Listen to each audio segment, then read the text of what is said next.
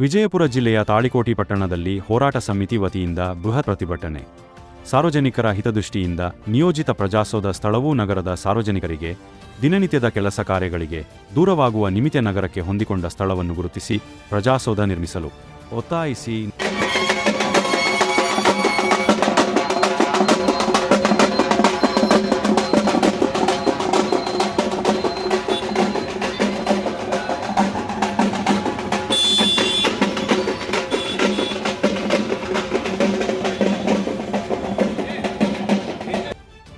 ಕೆಲಸ ಆಗಬಾರ್ದಂದ್ರೆ ಇವತ್ತು ತಾಲೂಕಾಡಳಿತ ಜಿಲ್ಲಾಡಳಿತ ತಮ್ಮ ಮಾಡಿದಂಥ ತಪ್ಪು ನಿರ್ಧಾರವನ್ನು ಇದ್ದುಕೊಂಡು ಈಗ ನಮಗೆ ಸಮೀಪ ಬಂದಂಥದ್ದು IB ಇರ್ಬೋದು, ಮುನ್ಸಿಪಾಲ್ಟಿ ಜಾಗ ಇರ್ಬೋದು, PLB ರೋಡ್ ಇರ್ಬೋದು, 141 ಇರ್ಬೋದು, ಆಮೇಲೆ ನಮ್ಮ ತಾಲೂಕಾ ಪಂಚಾಯತಿ ಕೊಟ್ಟಂಥದ್ದು KIB ಇರ್ಬೋದು, ಇಲ್ಲೇ ಹಳ್ಳ ನೋಡ ಕೆರೆಯದ ಅದರೊಳಗೆ ಬೇಕಾದರೂ ಒಂದು ಮಾಡಬಹುದು. ಹೊಸದಾಗಿ ಅಷ್ಟು ದೂರ ಮಾಡಿದ್ರೆ ಮುಂದಿನ ಬರುವ ದಿನಮಾನಗಳಲ್ಲಿ ತಾಳಿಕೋಟಿ ನಗರದ ಅಷ್ಟೇ ಅಲ್ಲಲ್ಲ, ಈ ಕಡೆ ಬರ್ತಕ್ಕಂಥ 60 ಹಳ್ಳಿಯವರು ಸಾಂಕೇತಿಕವಾಗಿ ಧರಣಿ ಸತ್ಯಾಗ್ರಹ ಕೊಟ್ಟು ಒಂದು ಸರ್ಕಾರಕ್ಕೆ ಕಿವಿ ಹಿಂಡುವಂಥ ಕೆಲಸ ಆಗ್ತದಂತ ಹೇಳುವಂಥ ಈ ಮಾತನ್ನು ನಾನು ಹೇಳಿಕೊಳ್ತೀನಿ. ಯಾವತ್ತು ಸರ್ಕಾರಗಳು ತೆಗೆದುಕೊಳ್ಳುವ ನಿರ್ಧಾರಗಳು ಸಾರ್ವಜನಿಕ ಪದಾಧಿಕಾರಿ ಬಂಧುಗಳು ಎಲ್ಲ ನಾಗರಿಕ ಸಮಾಜದ ಬಂಧುಗಳಿಂದ ಈಗಾಗಲೇ ಇದರ ಉದ್ದೇಶ, ನಮ್ಮ ಹೋರಾಟದ ಉದ್ದೇಶ ಏನು ಅನ್ನುವಂಥದ್ರ ಬಗ್ಗೆ ಸಾಕಷ್ಟು ಜನ ಅದರ ಬಗ್ಗೆ ನಮಗೆ ಮಾಹಿತಿ ಕೊಟ್ಟಿದ್ದಾರೆ. ನಾವು ಯಾರ ವಿರೋಧರು ಅಲ್ಲಂತರುವಂಥ ಮಾತನ್ನು ಕೂಡ ಎಲ್ಲರೂ ಸ್ಪಷ್ಟಪಡಿಸಿದ್ದಾರೆ. ಒಂದೇ ಏನಂದರೆ ಈಗ ನಿನ್ನೆ ಸ್ನೇಹಿತರು ಪತ್ರಿಕೆ ಹೇಳಿಕೆಯನ್ನು ಕೂಡ ಕೊಟ್ಟಿದ್ದಾರೆ. ಊರಿಗೆ ಹತ್ತಿರ ಆಗ್ತಕ್ಕಂಥದ್ದು ಅನುಕೂಲ ಆಗುವಂಥದ್ದು ತಾಳಿಕೋಟಿ ಒಳ್ಳೆಯದಾಗುತ್ತೆ ಅಂತ ನಾವು ಕೂಡ ವಾಪಸ್ ಪಡಿಕೆಗೆ ನಾವು ತಯಾರಾದೀವಿ ಅನ್ನೋಂಥ ಮಾತನ್ನು ಕೂಡ ಹೇಳಿದ್ರೆ ಅದನ್ನು ಕೂಡ ನಾವು ಸ್ವಾಗತ ಮಾಡ್ತೀವಿ. ಆದರೆ ನಮ್ಮ ಎಲ್ಲ ಸ್ನೇಹಿತರಿಗೆ ನಾವು ಚೆನ್ನಾಗಿ ಕೇಳೋದೇನಂದ್ರೆ ನಮ್ಮ ಉದ್ದೇಶವೂ ಅದೇ ಅದ, ಎಲ್ಲರದ್ದು ಉದ್ದೇಶ ಒಂದೇ ಅದ. ಇದರೊಳಗೆ ಯಾವುದೂ ಸ್ವಾರ್ಥ ಇಲ್ಲ. ಯಾವುದೂ ಸ್ವಾರ್ಥ ಇಟ್ಕೊಂಡು ನೀವು ಯುದ್ಧ ಮಾಡಬೇಕು, ಮತ್ತೊಂದು ಮಾಡ್ಬೇಕಂತ ಅನ್ನುವಂಥದ್ದು ಯಾರ ಭಾವನೆಗಳನ್ನು ಭಗವಂತ ಸಾಕ್ಷಿಯಾಗಿಲ್ಲ. ಜನಸಾಮಾನ್ಯರ ತೊಂದರೆ ಹಾಕೋದ ದೂರ ಹಾಕೋದು ಅನ್ನೋದು ಏಕೈಕ ಉದ್ದೇಶದಿಂದ ಮಾಡಕತ್ತಾರೆ. ಮತ್ತು ಒಂದು ಪ್ರಶ್ನೆ ಏನು ಬಂದದಂದ್ರೆ ಹೋರಾಟ ಈಗ ಯಾಕೆ ಪ್ರಾರಂಭ ಆಯಿತು ಅನ್ನೋದ್ರ ಬಗ್ಗೆ ಕೂಡ ನೀವೇ ಪ್ರಶ್ನೆ ಮಾಡಿದ್ದಾರೆ. ಹೋರಾಟ ಇವತ್ತು ಬಂದಿಲ್ಲ. ಯಾವತ್ತು ತಾಲೂಕಾ ಘೋಷಣೆ ಆಗಿ ಸುಮಾರು 12-13 ವರ್ಷದಿಂದ ಘೋಷಣೆ ಆದಮೇಲೆ ಕಳೆದ 10 ವರ್ಷದ ಅವಧಿ ಒಳಗೆ ಅನೇಕ ಹೋರಾಟಗಳನ್ನು ಮಾಡಿದ್ದೀವಿ, ಪತ್ರಿಕಾ ಹೇಳಿಕೆಗಳನ್ನು ಕೊಟ್ಟಿದ್ದೀವಿ, ಮನವಿ ಪತ್ರಗಳನ್ನು ಕೊಟ್ಟಿದ್ದೀವಿ, ತಾಲೂಕಾ ಕಚೇರಿಗಳು ಆಗಬೇಕಂತೇಳಿ ವಿನಂತಿಯನ್ನು ಕೂಡ ಮಾಡಿದ್ದೀವಿ.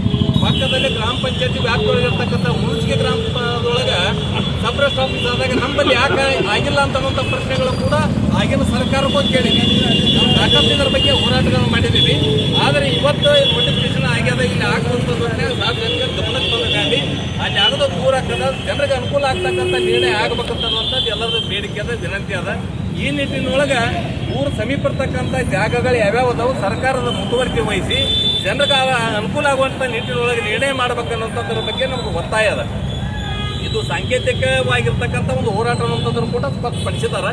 ಮುಂದಿನ ದಿನಮಾನದಲ್ಲಿ ಸಾಮಾನ್ಯ ಶಾಸಕರು ಎಲ್ಲ ಅಧಿಕಾರಿಗಳು ಇಲ್ಲಿ ಸಭೆ ಕರೆದು ಆಯಾಕಟ್ಟಿನ ಜಾಗಗಳು ಮತ್ತು ಯಾವ್ಯಾವ ಅದಾವಂತ ಅನ್ನೋಂಥದ್ದು ಯೋಚನೆ ಮಾಡಿ ನಾವೇನು ಪರ್ಟಿಕ್ಯುಲರ್ ಇಲ್ಲೇ ಆಗಬೇಕು ಇಲ್ಲೇ ಆಗ್ಬೇಕಂತ ಅನ್ನೋದು ನಮ್ಗೆ ಬೇಡಿಕೆ ಅಲ್ಲ. ಯಾರನ್ನೇ ತೃಪ್ತಿಪಡಿಸ್ಬೇಕಾಗಿನೂ ನಾವು ಹೋರಾಟ ಮಾಡೋಕತ್ತಿಲ್ಲ.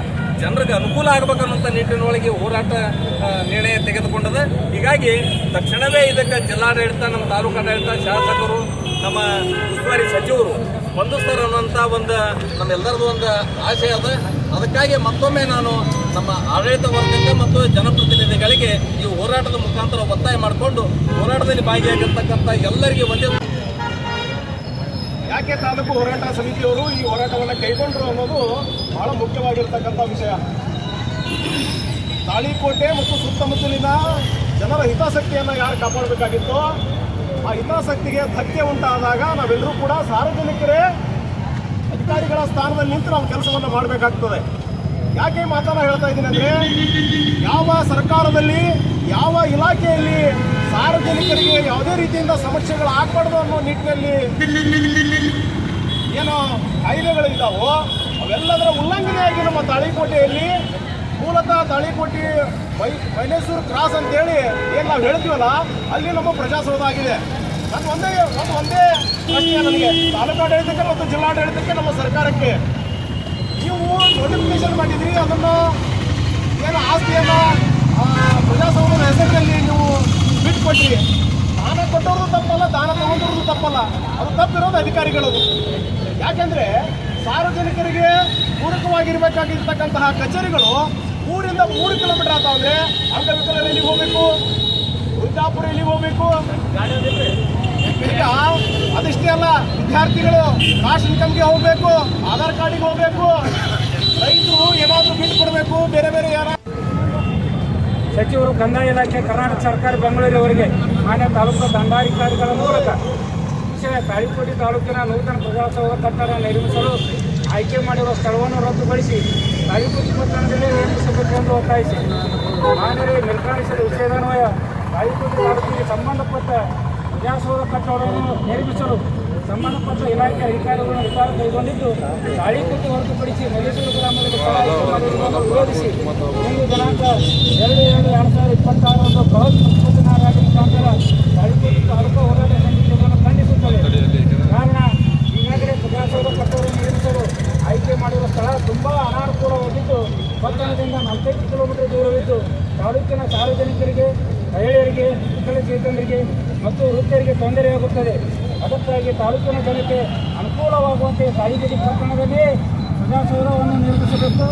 ಪಟ್ಟಣದ ಪುರಸಭೆ ಜಾಗ, ಹಳೆ ವಾಟರ್ ಟ್ಯಾಂಕ್, ಇದರ ಯಾವುದಾದರೂ ಒಂದನ್ನು ಪರಿಶೀಲನೆ ಮಾಡಿ ಸೂಕ್ತ ಜಾಗವನ್ನು ಆಯ್ಕೆ ಮಾಡಿ ಪಟ್ಟಣದಲ್ಲಿ ಪ್ರಜಾಸೌಧ ಕಟ್ಟಡವನ್ನು ನಿರ್ಮಿಸಬೇಕು. ಜನಸಾಮಾನ್ಯರಿಗೆ ಅನುಕೂಲವಾಗುತ್ತದೆ. ಈ ಒಂದು ಹೋರಾಟಕ್ಕೆ 45 ದಿನದಲ್ಲಿ ಸ್ಪಂದಿಸದೇ ಇದ್ದರೆ ಮುಂದಿನ ದಿನಮಾನಗಳಲ್ಲಿ ಇಲಾಖೆಯ ವಿರುದ್ಧ ಉಗ್ರ ಹೋರಾಟ ಹಮ್ಮಿಕೊಳ್ಳುವುದು ತಿಳಿಸಲು ವಿಚಾರಿಸುತ್ತೇವೆ.